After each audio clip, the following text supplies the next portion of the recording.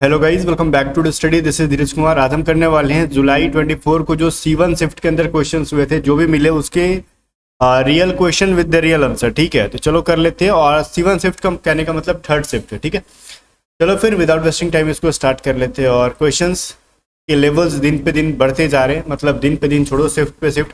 और आज के क्वेश्चंस का ओवरव्यू मैं वीडियो के एंड में बता दूंगा आपको, ठीक है ना, कि कैसा रहा। सबसे पहला क्वेश्चन था टेंटेटिव। टेंटेटिव का जो है आपका एंटोनिम पूछा गया था। टेंटेटिव का मतलब होता है जो चीज़ निश्चित ना हो, अनिश्चित रूप से बताया जा रहा होता, तो उसको हम लोग कह लेते हैं आराम से सर्टेन, जो कि निश्चित हो जाए, या फिर डेफिनेट, जो चीज़ निश्चित हो। Okay, one who never die, जो कभी मरता ना हो, उसको क्या कहते हैं हम लोग? इमॉर्टल। जो कभी ना मरे उसे हम लोग कहते हैं इमॉर्टल। वहीं पे कह रहे हैं हम लोग कान्हा नेशनल पार्क कहाँ पे है, तो ये मध्य प्रदेश के अंदर है। ठीक है, और इसको मैंने यहाँ पे MP लिख रखा है, मध्य प्रदेश के अंदर है, और इसको मैंने क्या लिख रखा है? MP। ओके, ये याद रखना। ठोस बर्फ या फिर शुष्क बर्फ के तौर पे जाना जाता है कार्बन डाइऑक्साइड को। तो ये सवाल आपके एग्जाम में आ जाया था। अगला है नाउन ऑफ एक्ट। देखो एक चीज मैं बता रहा हूँ, एक्ट का नाउन तो मैंने अभी तक एक्शन ही पढ़ा है, बट बच्चे बता रहे हैं कि था नहीं एग्जाम के अंदर। देखो जैसा कि मैंने आपको ये चीज पढ़ाया भी था ना, ये सभी चीजें, तो जो मैंने सिखाया था नाउन, वर्ब, एडजेक्टिव, एडवर्ब में चेंज करने, देखो 10 नंबर में मैंने दिया था एक्शन, एक्ट, ये सभी चीजें मैंने दे रखी थी। ये एक्टिव वर्ब होता है और उसको नाउन में हम लोग एक्शन पढ़ते, बट कह रहे बच्चे ऑप्शन में नहीं था, तो फिर कुछ लोचा है गाइस, क्योंकि इंटरनेट पे भी आप सर्च कर लो आपको एक्शन ही मिलेगा। मैंने इंटरनेट पे सर्च किया, बच्चे बोल रहे थे सर एक्शन ऑप्शन में था नहीं, आपने बताया था। तो फिर मैं भी कंफ्यूज हो गया भाई, तो मैंने इंटरनेट पे चेक किया, वो एक्शन ही दिखा रहा है इंटरनेट पे भी, और मैंने पढ़ा था भी एक्शन ही। ठीक है, बाकी क्या दिक्कत है एग्जाम में, अब एग्जाम वाले बताएंगे। देखो नेशनल फ्लैग का रेशियो जो था, अब ये चीज मैंने आपको यूट्यूब पे कराया था ना, वो आप देख सकते हैं इस वीडियो को जाके एक बार। ठीक है, अब एक जो क्वेश्चन था अगला, नेशनल फ्लैग का रेशियो, तो इस चीज पे मैंने बहुत ही फोकस किया था जब मैं, देखो टॉप 500, ये जो टॉप 500 PDF का स्क्रीनशॉट है, इसके अंदर जो मैंने पहले क्वेश्चन को ही बता रखा था आपसे कि 58 नंबर क्वेश्चन, देखो टॉप 500 PDF का जो फ्री में मैंने आपको दिया था, कि भारत के झंडे की लंबाई और चौड़ाई का अनुपात कितना होता है। तो मैंने ये चीज बहुत ही फोकस करके कहा था, लंबाई और चौड़ाई किया गया तो 3:2, और चौड़ाई और लंबाई क्या पूछेगा तो 2:3। ठीक है, तो आपके एग्जाम में शायद लंबाई और चौड़ाई पूछा गया था, लेंथ एंड विड्थ का, तो ठीक है, तो 3:2, मतलब एग्जैक्टली जैसे दे रखा था टॉप 500 के अंदर, सेम टू सेम उसी तरीके से एग्जाम में भी पूछा गया था। कोई मतलब गड़बड़ नहीं है यहाँ पे, क्लियर ना? तो ये बिल्कुल भी सही हो जाएगा अपना यहाँ पे। अगला क्वेश्चन है कि फर्स्ट महिला जिसे भारत रत्न मिला। ठीक है, यहाँ पे फर्स्ट महिला जिसे भारत रत्न किसे मिला था, मतलब क्वेश्चन थोड़ा सा अतरंगी टाइप का लिखा गया, कोई दिक्कत नहीं, इंदिरा गांधी को। ठीक है, जल्दी जल्दी में बच्चे कमेंट करके देते हैं, हम लोग कॉपी पेस्ट मार दिए वैसे, तो ये इंदिरा गांधी थी। ठीक है, आगे देखो, ये चलते हैं आगे अपने को। अगला आया था इंपॉर्टेंस ऑफ वाटर पे, एक पैसेज था। ठीक है, और जो पैसेज था इंपॉर्टेंस ऑफ वाटर पे, उस पैसेज के अंदर एक सिनोनिम पूछा गया था इरिटेट से रिलेटेड। अब वो तो गिवन इन पैसेज दे रखा है ना, अब क्या पैसेज के अंदर दे रखा था वर्ड, अब तो पैसेज पढ़ने पे पता चलेगा इसका आंसर, तो मैं इसका आंसर तो बता नहीं सकता पैसेज क्या था, पैसेज पता रहता तब तो मैं बताता ना।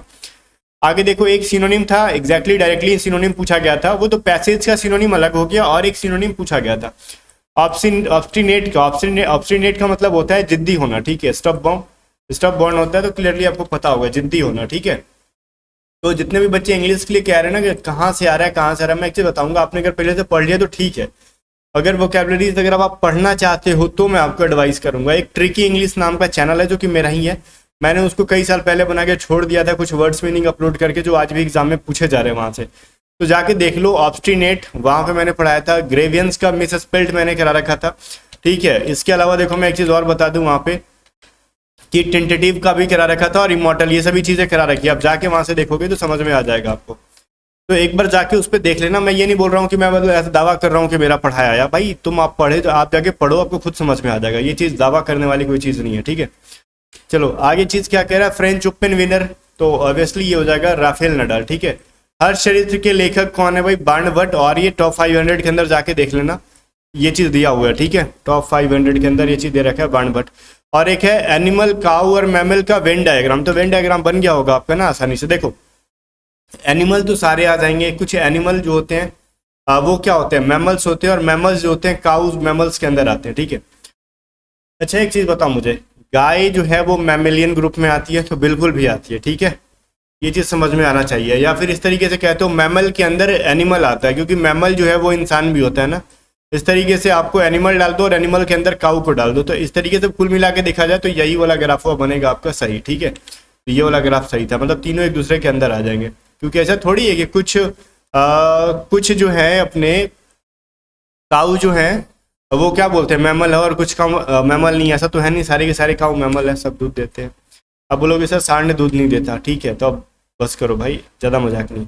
आगे देखते हैं, मैथ जो है राइट एंगल ट्रायंगल से रिलेटेड एक क्वेश्चन दिया था, to be find smaller side, ठीक है। तो मैंने ये चीज़ राइट एंगल का कराया था ना, जाके मेंसुरेशन की 3.5 घंटे की क्लास कराई थी, वो जाके देख लो। अगर ABC है, अगर मान लो ये कुछ दो ये मान लो दे रखा है, कुछ x और इसका दे रखा है y, तो स्मॉलेस्ट को कैसे निकालते हैं, जो हाइपोटेनियस है ना h का स्क्वायर कर दो अंडर रूट के अंदर, और ये जो बेस या फिर जो भी दे रखा है दूसरे वाले साइड को माइनस करा दोगे तो p का वैल्यू मिल जाएगा, या फिर आपको p का वैल्यू दे रखा है तो आप बेस का यहाँ पे माइनस करा लो तो आपको निकल जाता है। इस तरीके से कुछ दे रखा था, एंगल वैंगल भी, या फिर आपको एंगल दे रखा होगा उस बेसिस पे भी आप निकाल सकते थे। तो ये सभी चीजें कराई गई थी, आप कर सकते थे।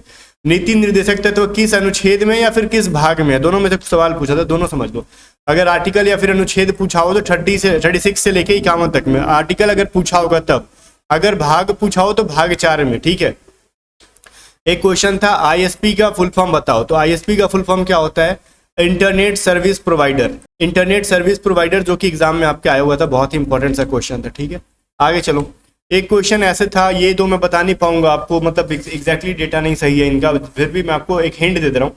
एक्स ग्रुप का एक फिजिक्स आया था, वन हैंग विथ स्प्रिंट इन, ये क्या है भाई, ऐसे करके मतलब बच्चे ने कमेंट करके दिया था, ठीक है, मैंने कॉपी पेस्ट किया, मतलब व्हाट्सएप पे मैसेज किया था बच्चे ने, spring in oscillate 6 feet on earth then oscillation of moon, ठीक है, ऐसे करके कुछ एक्स ग्रुप का फिजिक्स था जो कि मैं पढ़ाता नहीं हूँ, बाकी आप एग्जाम दे रहे हो तो समझ लो यहाँ से।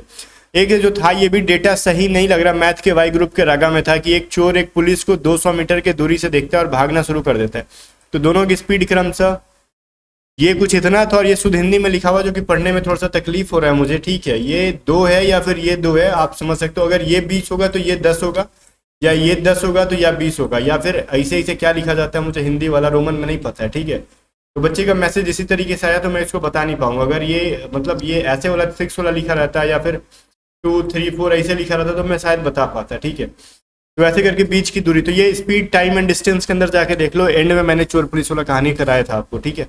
और फिर ऐसे करके एक व्हाट अ ब्यूटीफुल सीन से रिलेटेड एक आपका डायरेक्ट इनडायरेक्ट का क्वेश्चन पूछा गया था।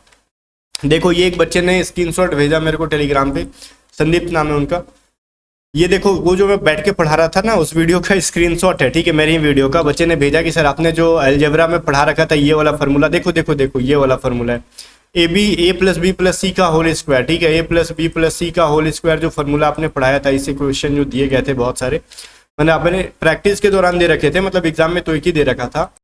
तो यहाँ से भी एक क्वेश्चन बन के आया था कि a प्लस बी प्लस सी का शायद कुछ वैल्यू दे रखा था, और फिर कुछ ऐसे करके दे रखा था, तो a प्लस बी प्लस सी के होल स्क्वायर पे इस वैल्यू को रखना था, तो a square plus B square plus C square plus 2ab plus 2bc plus 2ac पे कर लेना था, तो आप आसानी से कर सकते थे। ये सारी मैंने फार्मूला मैंने इसलिए दे रखा था, और कहा भी था कि फॉर्मूले को आप आराम से रट लेना, एग्जाम में आएंगे यहाँ से क्वेश्चन, बाकी आपने कितना पढ़ा वो तो आप पे डिपेंड करती है ना, मेरा काम था बताना, मैं बता के चला गया।